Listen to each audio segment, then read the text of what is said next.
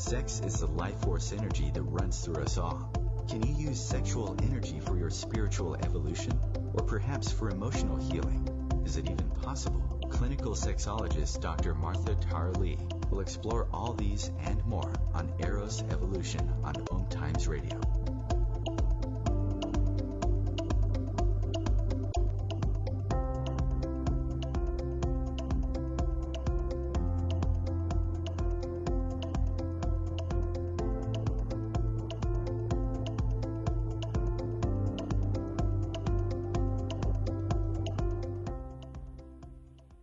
Hi, everyone. My name is Lola Davina. I'm the author of Thriving in Sex Work, Heartfelt Advice for Staying Sane in the Sex Industry.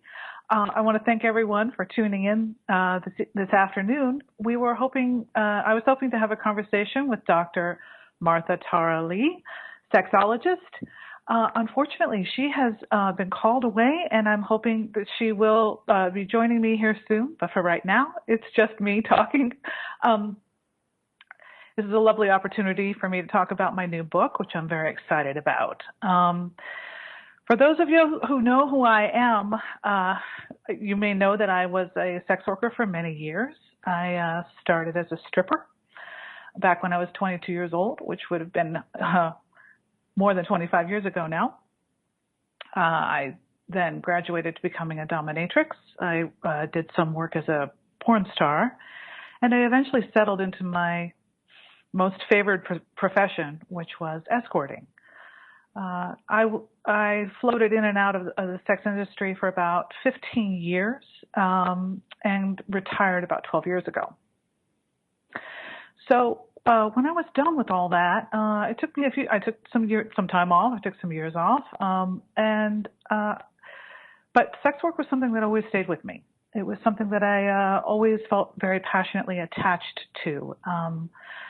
The friendships that I made as a sex worker more than 25 years ago have been some of the most important relationships of my entire life. These are friends that remain with me to this day. So even though I was out of sex work, I was no longer doing the work, it wasn't a part of my active life, it was still very much a part of my imagination and my worldview. I was inspired about 2.5 years ago to sit down and write a book about those experiences. But rather than writing a memoir or a biography, which I know is a very popular format for sex workers, I've certainly read many of them. There are many sex workers who have shared their stories over the years. I felt that there was a gap. There was a need to talk directly to other sex workers about the experience.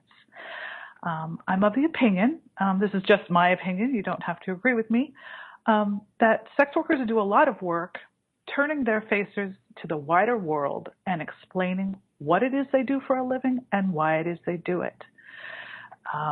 You can read many interviews of sex workers. And by the way, I should just say for listeners, unfortunately, I don't have Martha here to ask me questions. So I may be running ahead of myself. So it always helps to have an interviewer kind of rein you in. When I'm talking about sex work, many people, maybe most people, think of prostitution.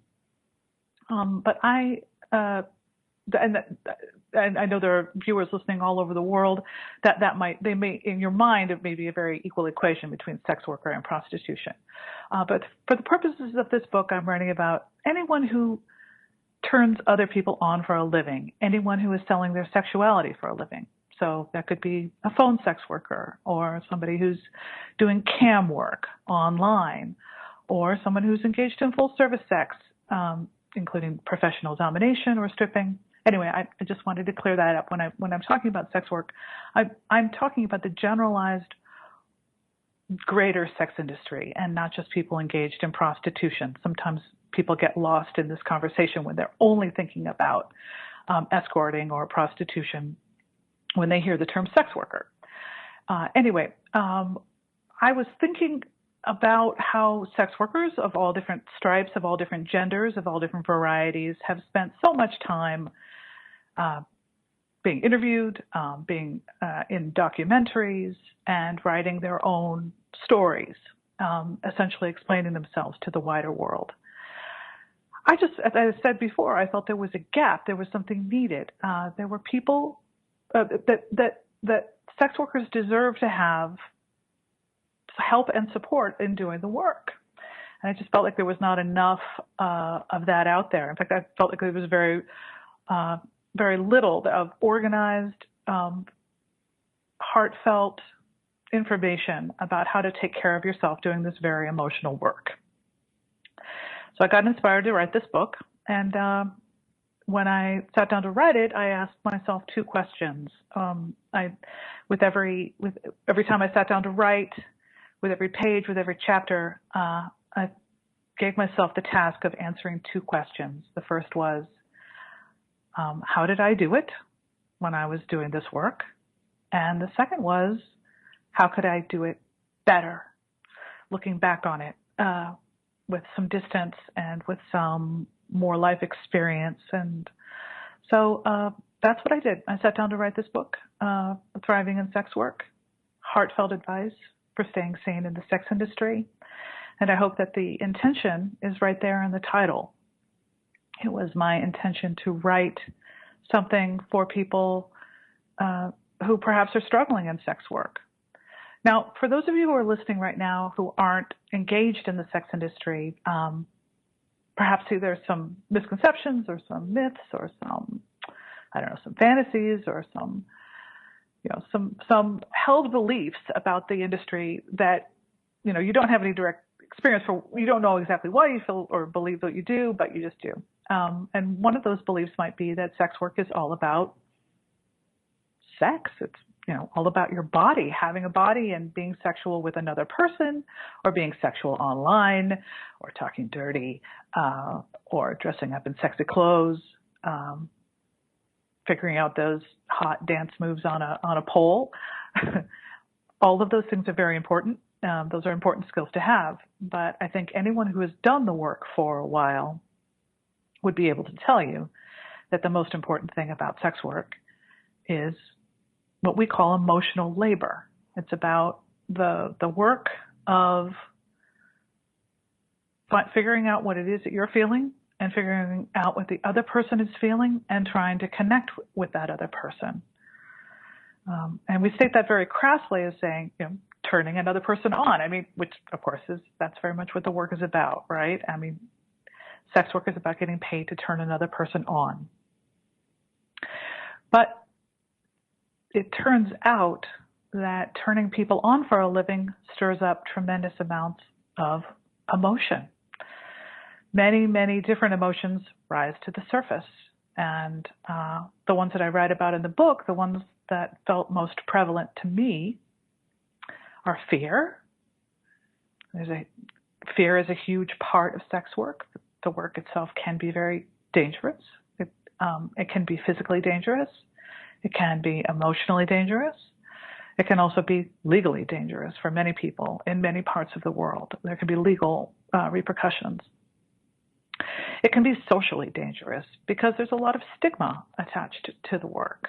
So fear is a huge part of this job, anticipating that bad things might possibly happen. There can be violence, there can be legal consequences, there can be emotional consequences if somebody finds out. So that's a huge part of the work right there. Another issue that I talk about at length is shame. Because certainly, this is not breaking news to most of you, regardless of your connection to sex work, whether you've done it yourself or ever been a client or just only heard about it on TV or seen it on the internet, that a tremendous amount of shame is surrounding the sex industry, and just simply the act of either buying or selling sexuality. For many people, this is not a comfortable thing. This is not something that they're proud of. This is something that they are ashamed of. Now, there are many different ways to look at shame in sex work. I've thought about it from many different angles. Certainly, some of it is derived from our society's views on sexuality, that it should be saved for a special someone. And if you don't share, if you are sexual with another person and you aren't romantically involved with them, if you're not emotionally committed to them, then there's something wrong or bad or dirty or pathetic about that sex. And for many of us, that thought is shameful. I certainly understand where it comes from. I certainly see it in action all the time. I certainly see it being enforced in movies and books and in our culture on a daily basis. But thinking about it, my response to that would be, life is very long. We are sexual creatures for almost our entire lives, certainly our entire adult lives, hopefully, most of us. And the thought that all of us, every single one of us, is going to be sexually fulfilled by, I don't know, some special one other person, I suppose, every day for the rest of our lives, or barring that we remain celibate, or perhaps we masturbate discreetly, and that's really constitutes our entire sex life, is really quite limiting. It's quite a small vision. And the fact is that many of us, if not most of us, will experience times in our lives when we do not have a willing and able partner, when we don't have someone who can meet our sexual needs. And if we could all just as a culture and as a society just take a step back and be a little bit more, I don't know, kind or compassionate about that fact, I think that would go a long way to releasing ourselves of some of this stigma and burden that we have around sexuality in general and paid sexuality in particular. We're coming up on a break now. We're coming up on a break, and I'll be right back.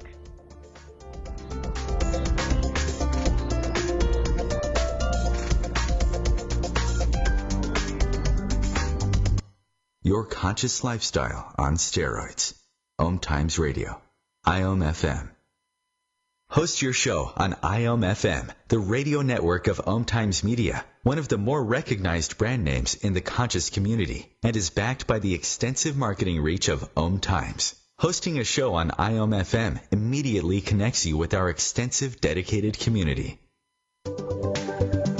Hi, I'm Kelly Fox, host and astrologer of The Astrology Show.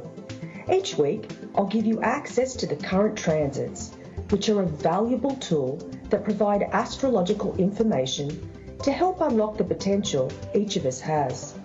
Understanding the stars can help steer us in the right direction to make better informed choices. So if you're wondering what's going to happen in your week ahead, be sure to tune in to The Astrology Show for guidance, Mondays at 9 p.m. Eastern Time. Every 2 minutes, an American is sexually assaulted. The majority of victims know their attacker. It could be your friend, your neighbor, or someone you met at a party.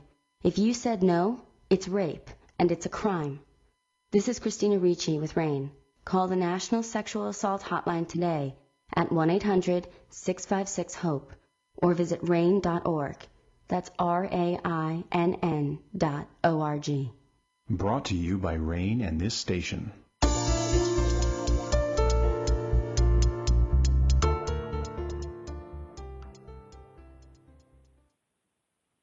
Hi, this is Lola Davina. I'm back. And unfortunately, Dr. Martha Tara Lee, sexologist, has not been able to join me this hour. So it's just me. So I am talking about my new book, Thriving in Sex Work, Heartfelt Advice for Staying Sane in the Sex Industry. And I'm sorry for not doing this sooner. I forgot to mention that this is an ebook that's out right now. It's available on iTunes, Barnes & Noble, Nook, and Kindle, as well as all the other ebook platforms that are out there. And we'll be launching the paperback version of this book July 15th. So I was talking about before the break some of the negative emotions that arise when doing sex work, which I think if you are a sex worker, or if you're a client of a sex worker, if you're somebody who frequents the services of sex workers, these are emotions that might be familiar to you, that might be this might strike a chord when I talk about this. But I would also just like to say, I think that these negative emotions certainly are not unique to the intersection of sexuality and commerce. These emotions are ones that arise for many, if not most of us, when we're sexual at some time or another. So I'm hoping that during this conversation holds something that's helpful for everyone, even if you yourself are not a sex worker or not a client of one. So before the break, I was talking about fear and mentioning the fact that fear is a very prevalent emotion throughout the sex industry. Many of us work in fear. Many of us struggle with many different levels of fear, from the fear of something truly dreadful happening like physical violence, to kind of gnawing anxieties, to insecurities. Then I mentioned shame. The next is low self-esteem. And this was certainly a topic that was near and dear to my heart when I was working, because although I never thought that there was anything wrong with sex work, I was never particularly ashamed of the work. I frequently struggled with feelings of not being good enough. And even sometimes to the point of really it was kind of ridiculous, because I was actually quite good at the work. I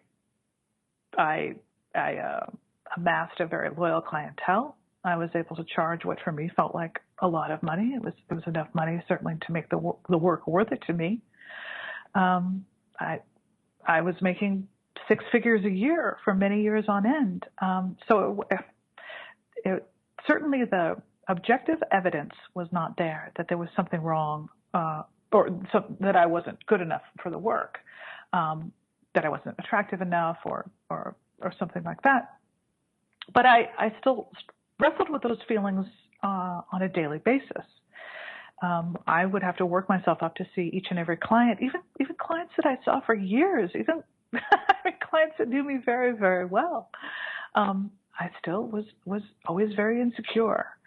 So I talk quite a bit about low self-esteem, and I talk about what it feels like to be sexual when you don't feel attractive, when you're struggling with body image, when you're feeling like you're too old for the work, or these are terrible feelings, and I think it's certainly not unique to people who do it, who are sexual for a living. I think this is something that we all struggle with as sexual beings. That feeling of being insecurity, that I'm somehow not good enough, and even when people are telling you all the time with possibly wanting to have sex with you, or possibly being willing to pay you money, that you are more than adequate. In fact, that you are the one that they want. You are the one that they want right now. So that insecurity is something that I think many of us struggle with. So I talk about that at length. The next negative emotion that I discuss at length in my book is anger. Because if there is one emotion that I think pervades the sex industry, it perhaps is the most visible face of the sex industry, that is anger. I spend quite a bit of time online interacting with sex workers all day. I spend quite a bit of time watching them vent and rant and talk about the way that clients and potential clients treat them, about the disrespect and the game playing that they're continually encountering.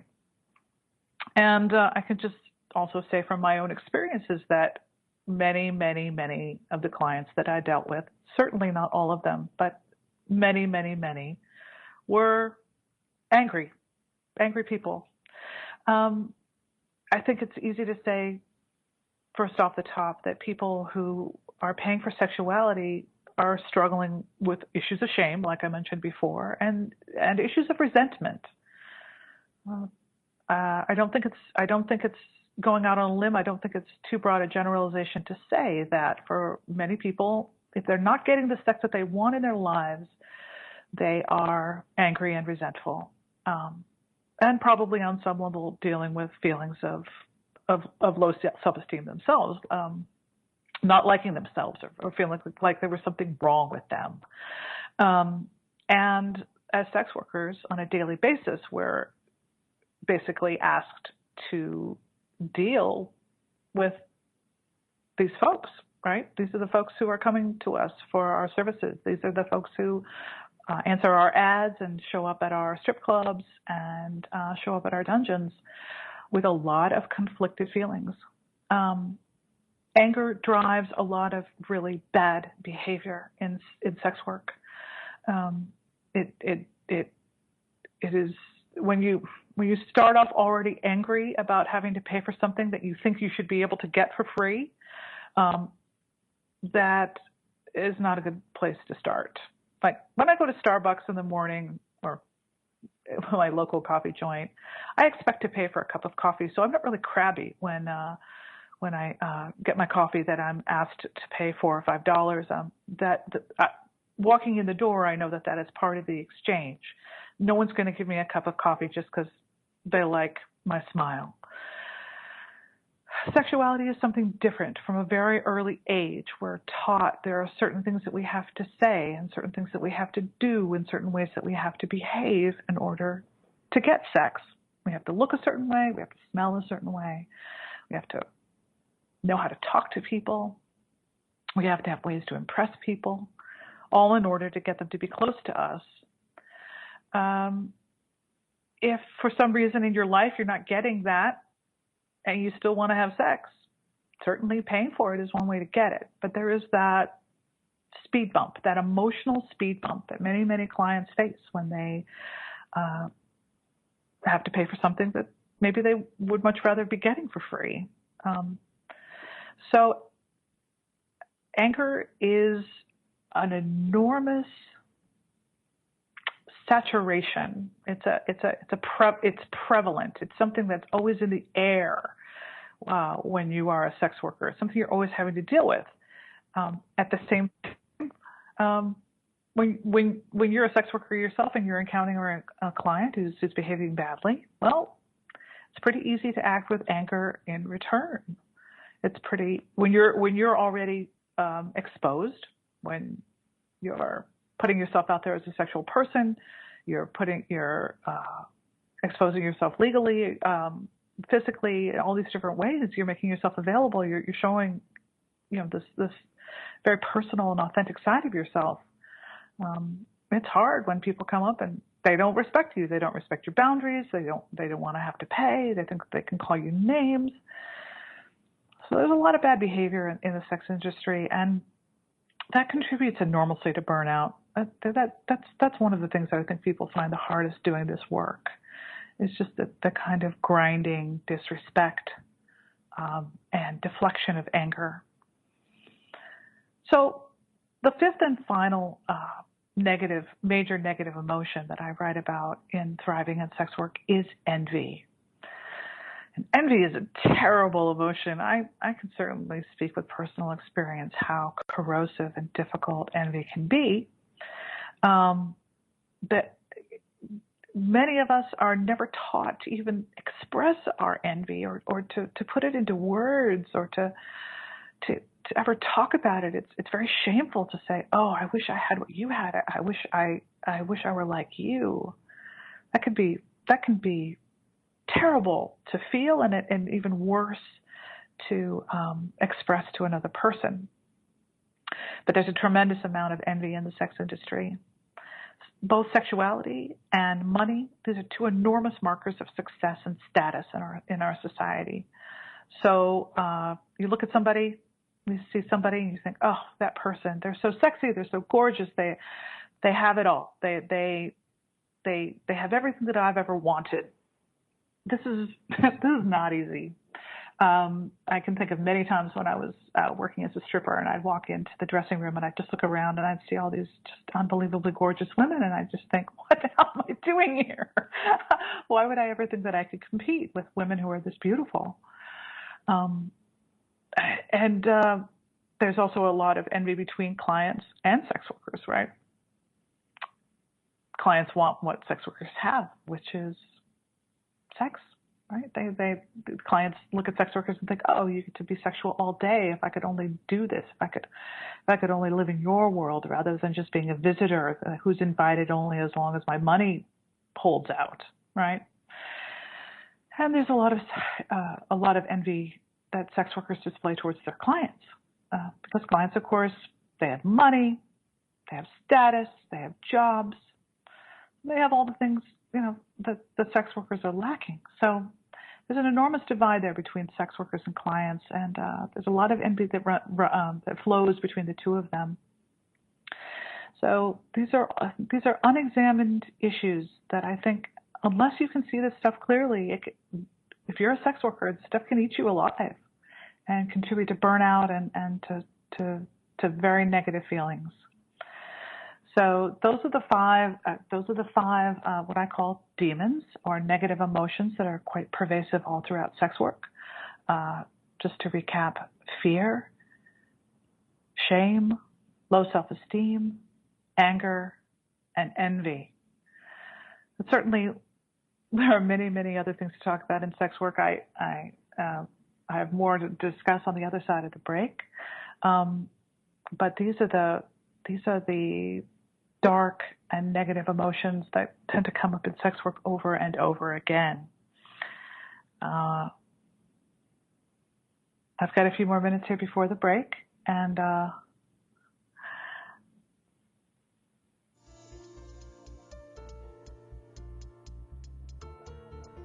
this is Lola Davina, and I'll be discussing thriving in sex work on the other side of this short break. Thank you so much.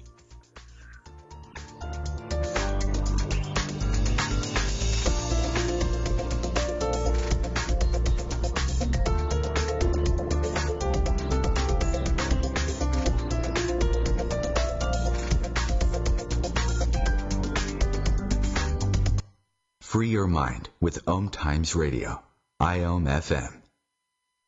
OMTimes Magazine is one of the leading online content providers of positivity, wellness, and personal empowerment. A philanthropic organization, their net proceeds are funneled to support worldwide charity initiatives via Humanity Healing International. Through their commitment to creating community and providing conscious content, they aspire to uplift humanity on a global scale. OMTimes, co-creating a more conscious lifestyle.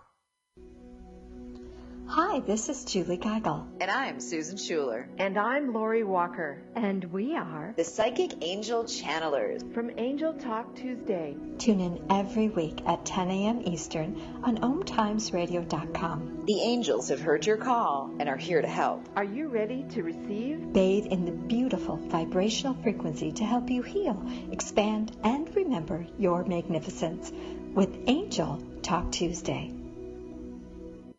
What's up? This is Brad and Mike from Lincoln Park for LifeBeat, the music industry fights AIDS. Listen up, times are tough and you get a lot of things thrown your way. If you're being pressured to have sex and you're not ready, then say no. If you're having sex, be smart and use protection.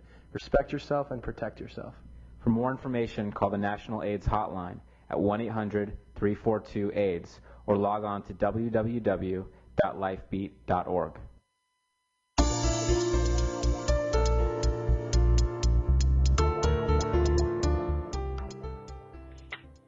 Hi, this is Lola Davina. And I am taking over for Dr. Martha Tara Lee this afternoon, and I am discussing my new book, Thriving in Sex Work, Heartfelt Advice for Staying Sane in the Sex Industry. I was hoping to speak with Martha Lee today. She wasn't able to join us, and I was hoping that she might join us now. Anyway, on the other side of this break, I was talking about the demons. I was talking about fear, and I was talking about anger. I also this book, though, I didn't want it to be just about the negative things. I wanted to talk about positive things as well. I wanted to give support and the best advice that I could for making sex work as good a job as it can possibly be for the folks who find themselves doing it. Not everyone should be a sex worker. Not everyone chooses to be a sex worker. But it's my hope that sex work can grow and evolve and become a job that is better for the people who are doing it. So one of my hopes in writing this book was to make the job better for anyone who might find themselves doing this work, whether they are doing it because they love the work and they feel great about it, whether they're doing it just because they need the money, or for those folks who perhaps are finding themselves doing it because they really don't have any other options. I was perhaps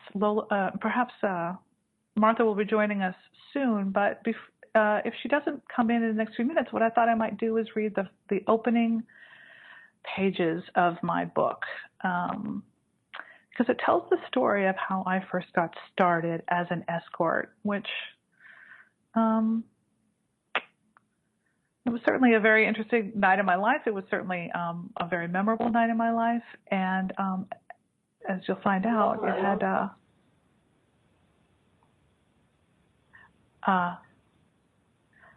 it certainly changed my life forever. So I'm going to start reading this now. This is the introduction to Thriving in Sex Work, Heartfelt Advice for Staying Sane in the Sex Industry, written by me, Lola Davina. I write a lot of this book directly to the reader, directly to this person on the other end who might be a fellow sex worker. So that's why this book starts out the way that it does. Hi, Sexy. I'm so happy to see you here. If you're holding this book in your hands, I'm guessing you're a sex worker. So am I. Let me tell you about my first call as a working girl. San Francisco, January 17th, 1991. I had been stripping at the Lusty Lady Peep Show for about a year.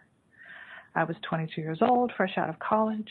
I was shapely and fair-skinned, brunette. I was cultivating a smart and sexy persona by wearing nerd glasses on stage. I was making great money, raising hell and riding high. Are you there, Martha?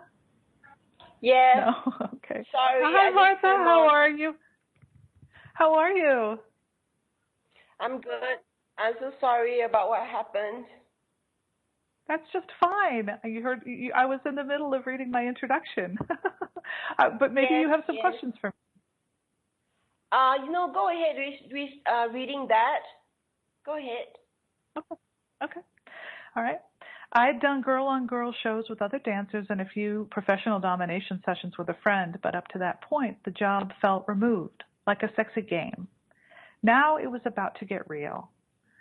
That night I was going to the home of a major politician. He was a bit of a big damn deal, set by a fellow lusty dancer who had been working for a madam for the last few years.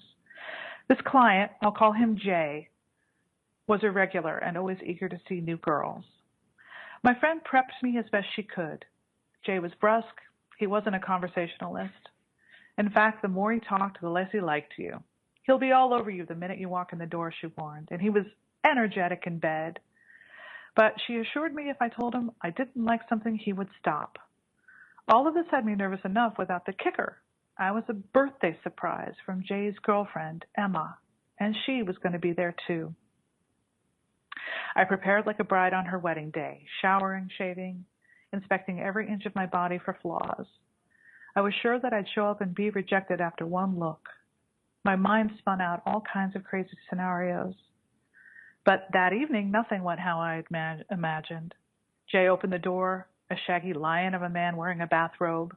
Emma, she was a foxy, petite little Latina. She stood there in flawless black lingerie, stockings and high heels. They whisked me off to the bedroom, lit with dozens of candles, in exactly 2 seconds flat. I guess they liked me just fine. The scene was alien yet familiar. Even though I was terrified, I also felt exhilarated and fascinated. Instinct kicked in, and while I never had had such spontaneous and strenuous sex with two strangers before, I found that I knew when to act, when to react, and how to shift the energy when it all got to be too much. So did Emma, apparently, because after about 15 minutes, without saying a word, she got up and left the room. When she didn't return, it became clear that she had left altogether. Wow. Nothing in my instinct kit had prepared me for that possibility. Jay, however, didn't blink. He kept at his sexy phone for a few minutes more, finished, and then as we lay there in the post-coital glow, I asked him about Emma. He just shrugged. Maybe she got bored, he said. We chatted a few minutes more, and then in the most gallant fashion, he paid me and threw me out. I stepped out into the foggy San Francisco night holding 2 crisp $100 bills. My body was tingling. I was mortified because somehow I had offended Emma, and I knew that Jay would never want to see me again. But no matter. I had crossed a line. I was a prostitute now. I knew I should feel bad, but for the life of me, I couldn't think why. Instead, I was on fire. I had no way of knowing it then, but that night shaped the broad contours of the next 15 years of my life. It turned out that Jay liked me bunches, becoming my best client and remaining a friend to this day. I developed a loyal clientele. Earning stacks of bills would always be erotically charged for me, making me feel richer than my wildest dreams. Striking out as an escort on my own, I encountered the terrors of screening strangers, risking my living situation, my legal status, my life. Friends in the industry helped keep me sane, but I never felt that I measured up to their beauty or success. I dated both civilians and clients, but wrestled with jealousy and sharing my hard-earned cash. I'd obsessed that clients, cops, or the IRS would leave me penniless. Over time, I grew rageful, finding slights and hypocrisies everywhere. I struggled with loneliness and isolation, and always, my situation felt precarious. In an instant, something horrible could happen, and I'd be an ex-hooker, washed up and unemployable, or worse. It never ended well for people like me in the movies. I think I'll stop there. Do you have any questions for me, Martha? Yes. One of the things that has come up over the last few years is this term, sex work is work. And I think it's important to talk about it. So I just want to say I'm sorry that I am late and something came out and it's horrible. But anyway, I'm here now, and I read your book. I loved it, and I know you've been talking about the demons and how you just you went into the part in your book that you got into sex work. So I'm interested to hear your take about sex work is work. Is work. Yes, thank you. And I'm just very glad that you managed to be here for the second half. It's lovely to hear your voice. Well, sex work is a very important concept. I think for many people who are outside the sex industry, this is a difficult concept to wrap your mind around. But I'm just stating a fact. Sex workers have always been with us. They're throughout time, throughout history, and throughout cultures. There has always been people who want sexuality, they want sex, and there have been people who have been willing to provide it, and there's been some kind of exchange, like money or shelter or goods, something of value. So this is an old concept. Because sexuality is so closely wrapped up with both love and having children, however, there's always been a stigma against sex work. There's always been something about it that people find distasteful or something that needs to be controlled, rather than just a simple exchange, rather than saying, I'm going to go to the hair cutter. I would like to have my hair cut. Could you please cut my hair? The hair cutter says, yes, I would like $20. And we both go home happy from that exchange. But the simple fact is, and I was making this point earlier, many, if not most of us in our lifetimes may find ourselves without a partner, without a sexual partner, may find ourselves not getting the sex that we want just from our ordinary everyday activities. So the idea, it would be helpful, it would be gentle, it would be compassionate and kind that if we thought differently as a culture about the need or the desire for someone to be able to access sexuality by simply paying for it. And of course, many of us do. If you include porn, porn's a pretty big industry. Many people like to look at porn. But the fact is the people who make porn, people who escort for a living, people who strip and do phone sex, this is a job for them. It is work for them. And the idea that this is somehow, it's either easy or it's something that I don't know, they should be doing for free.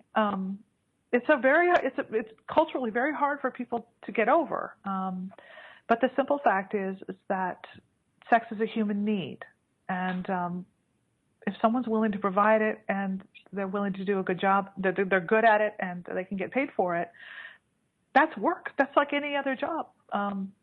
The definition of work is getting paid to do something we wouldn't otherwise do. That's straight up what work is. Most of us, bus drivers don't go in on their days off and just ride buses around for fun. They do it for a paycheck, and a sex worker is no different. So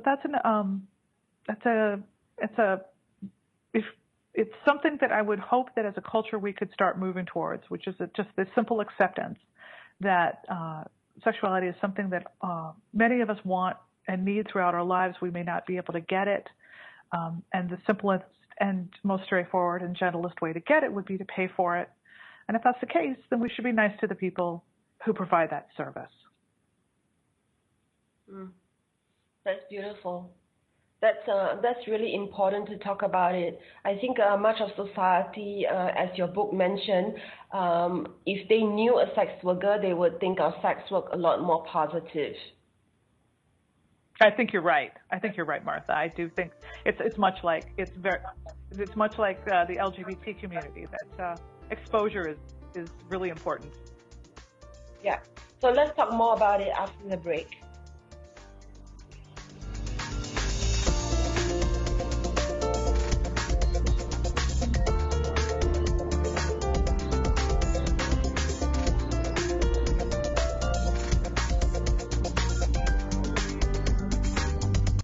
Bringing you the best of the conscious minds in the world. OMTimes Radio, your conscious lifestyle on steroids. The number one reason girls drop out of school in sub-Saharan Africa is lack of access to feminine hygiene products. The Pads for Schoolgirls Project, an outreach of Humanity Healing International, is changing this paradigm by setting up sewing programs at schools, teaching girls a vocational skill, while producing the reusable pads that help keep them attending classes. The girls pay it forward by making and giving pad kits to other girls in need. To learn more, visit humanityhealing.org. Humanity Healing is where your heart is.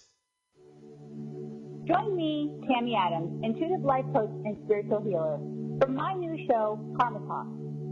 Learn how to get rid of your karma so that you can start living the life you are meant to live. I am not going to tell you what you want to hear, but what you need to hear. Join me on Wednesday at 12 p.m. Eastern Time for Karma Talk on OMTime Radio. It's on us to stop sexual assault. To get in the way before it happens. To get a friend home safe. And to not blame the victim. It's on us. To look out for each other. To not look the other way. It's on us to stand up. To step in. To take responsibility. It's on us, all of us, to stop sexual assault. Learn how and take the pledge at itsonus.org.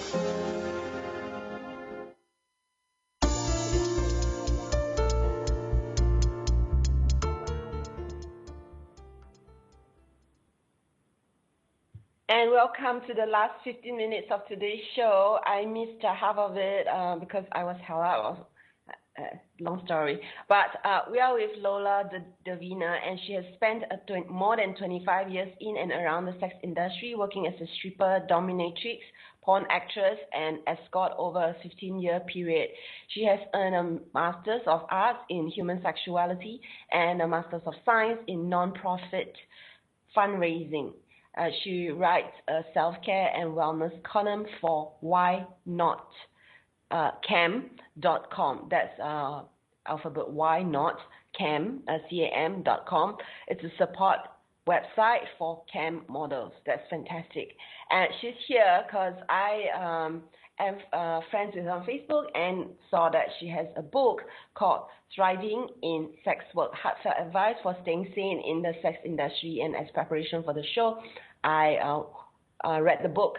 It's available in paperback on Amazon and in ebook format from Amazon Kindle, iTunes, and everywhere ebooks are sold. And you can find her at loladavina.com, and of course Lola-Davina on Twitter, and you can also find her on Facebook. Just look up her name. So yes, so Lola, we will be beginning to talk about the importance of sex, recognizing sex as sex work as work, and that people who know sex workers think of sex work a lot more positive, because that's how you are able to, I guess, contextualize and actually link the fact that there are sex workers who are doing it by choice and who do feel positive about their work and make a good living out of it. Well, yes. I would separate a couple things out of that. Oops, I'm getting weird feedback now. I'm hearing myself talk. Well, first of all, to say that one of the reasons why I think sex workers are frequently they face a lot of strange reactions. There could be stigma, there could be hostility. It's hard to see sex workers as human, I think, for many people, because when you think about it, when you see sex workers, they're in a fantasy realm. They're fulfilling someone's sexual fantasies, which is not where most of us spend our days. It's quite unusual. So there's a what can I say? It makes some people feel uneasy or strange or weird. Maybe because they feel kind of strange, or have some mixed feelings about their own sexualities. But I'm just here to say that each and every sex worker alive is a fully fledged human being. Anyone you've ever seen in porn, anyone you've ever seen at a strip club, anyone you've ever seen advertising any kind of sexuality, this is just a person just like you and me. They have to go and shop for groceries. They have children. They have dogs. They have lives. So what you say is very true, Martha, that getting to know a sex worker, just even meeting one in any capacity, I think for many people is an eye-opening experience. And to realize that sex workers are not some alien creature, alien species. They're just like you and me. But you also, in your question, I think you bring up a very interesting point that's difficult for a lot of people, which is the fear or the feeling that most, if not all, sex workers do sex work because they have to, and it's true that many do. There are many people, of course, as you know, all over the world who are forced into sex work, which is terrible. Human trafficking and being forced to do things sexually you don't want to do for survival reasons is a terrible place for anyone to be in. And so there's. I can understand that knee-jerk that reaction. Like, oh, you're having sex with strangers and you don't want to do it, but you're doing it anyway for whatever your motivation is. And that is a difficult emotional speed bump for many people to get over, and I understand that. I understand why that makes people outside the sex industry uneasy. And if I had any advice for someone who was having those feelings come up, I guess what I would just say is, if you have sex workers in your life, talk to them. I mean, ask them about how they got into the work and how they feel about the work. I think what you'll find is that there is a very wide range of reasons why people are in sex work, from just absolutely being at their wit's end and having no other choice, to feeling like it's the work that best fits into their schedule. Perhaps because they're going to school or they're raising children, it's something that they can do at odd hours. To people who do it because they enjoy it or they feel it's a calling or an aptitude. that there are a wide range of reasons why people get into sex work, and that reason might change over the course of their lives. Somebody might find themselves doing it, for a while because they absolutely have to. Then they get to the point where they like the work better. There are people I've certainly seen who like the work very much when they started out, and by the time they left it, they were very unhappy with the sex industry and they needed to get out for their sanity. So even within any individual sex worker, the story may not always be the same and fixed over time. Their motivations may change over time. So it is a big complex issue. And if you're not involved in the sex industry, it can seem very mysterious. But I think, the more you spend time with the issue, you realize that it's complex. It's not just one good thing. It's not just one bad thing. It's many different things all mixed up together. Yes, that's beautiful. Thank you. I appreciate you talking about the different shades of sex work. And in your book, you talk extensively about self-care and even about managing moods around the winter time. There was a part that I really thought was very important to mention, which is the role of money and the relationship that we have with money, planning to have a future and being good with your money. And one of the things you talked about is even this practice of pasting money, using funny fridge magnets to the fridge to get rid of any kind of negative energy. So tell us about that. Yes, well, it's a huge subject. Actually, the next book I plan on writing will be Sex Work and Money. But yes, just as you could tell me better, this is what you studied for so long, Martha. Sexuality is very, very emotional. Well, so is money. And many people have deep-seated beliefs about money and stories about money that are unexamined. And when you exchange your sexuality for money, that money can come and start taking on an enormous story or meaning that maybe like a regular paycheck might not, right? Many of us get into sex work because it's the richest that it might make us ever feel in our entire lives. I can certainly tell you when I was making $400 an hour, I thought I was a queen. I mean, I couldn't believe, it was so much money for me. But at the same time, it wasn't enough to solve all of my money problems. So it certainly, I write quite a bit about taking the time to look at money and understand what money means to you, and not being blinded by sex work's easy availability, easy access to money, because that is something that many sex workers start out in life. They're making hundreds of dollars an hour, and they end up with nothing to show for it. So, and I'm a cautionary tale. Like, I have my own stories to tell in the book about the mistakes I made with money that I would want to share, and so that people can learn from them. So, it's a big topic. I wish we had more time. I know I'm looking at the clock and I'm realizing we're getting close to the end, but yes, just like with sexuality, money is something that we learn about as a very young age, and we need to learn sometimes again as adults and learn better than we were taught as children. Yes. Yeah, that's really important for listeners to recognize that. So very quickly, because I think we just have about 1 minute or so, what is the link between sex and spirit for you?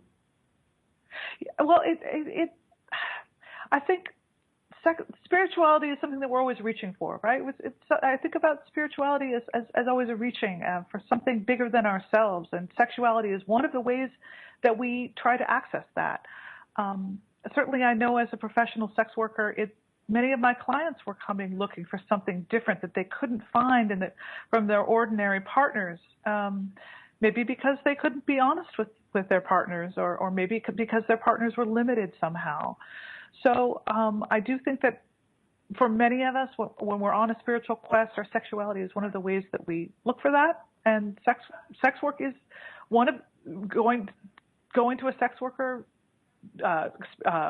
exploring Tantra, exploring different states of consciousness. This is certainly some of the ways that human beings throughout time have access to the divine. I do think that is something that sex work can make available to people. Beautiful. So I so appreciate you coming on to today's show. There are so many things that I think listeners are hearing for the first time and learning about sex work and learning to be illuminated. And you, for you listeners out there, you can learn more about Lola Davina on her website, loladavina.com. And even if you are not a sex worker, though her book is written for sex workers, I feel that you will learn a lot about sex work if you get her book, which is available on Amazon. Just go to her website, loladavina.com, and you will have all the links there. And remember, this book offers support and self-care advice for managing the inevitable conflict emotions that arise from doing this challenging work. And I thank Lola Davina again for coming on. Next week, I have Sarah Martin, who's going to talk about warrior woman. So stay tuned to Arrow's Evolution next week.